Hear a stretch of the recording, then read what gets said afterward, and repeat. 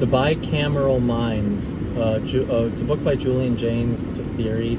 I haven't actually read the book, so I'm not reviewing the book or anything. I'm just theorizing about the concept because I like the concept.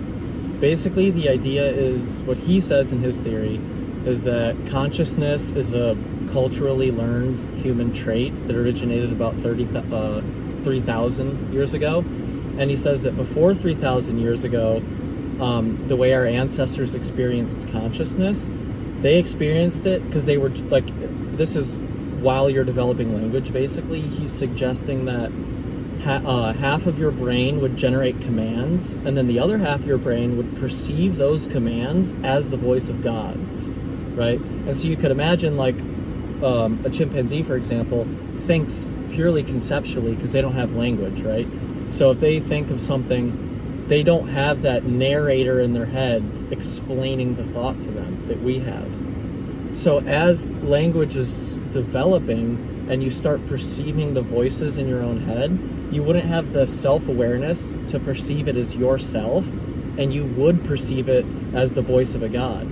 And so you could imagine if you were an ancient human that had like a really urge to like go hunt something, you would be like, oh yeah, that was the goddess of the hunt telling me now was the time to strike or whatever. And so it's really interesting when you think of like, how did the ancestors actually experience consciousness? Because it would have been way different than how we experience the world and consciousness. And I'm not necessarily even saying that his theory is correct, but I definitely think to some degree there is truth in it, that as language developed, because think about it, language is literally a synesthesia. You are associating a totally random sound with a certain specific thought or action. That is the definition of synesthesia. So as a whole species creates language, you are now like synestizing a group hallucination, right? And the group hallucination is language. And so you could imagine that language would be perceived as the voice of God and as, commands from yourself.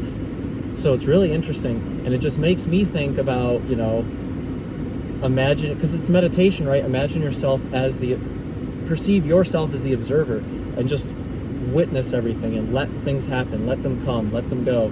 Don't hold on to things, and when you're like that, that's presence, right? In meditation, that's presence. And most species that don't have egos and senses of self, they probably live in presence, right? So as humans are inventing language, they probably like distorted the present moment by verbally layering it with their thoughts, but the thoughts being in the form of words and synesthesia. So it's literally a hallucination. So it's like we're layering hallucinations on top of the present moment. It's really interesting though, like how did the ancestors perceive consciousness? What do you guys think?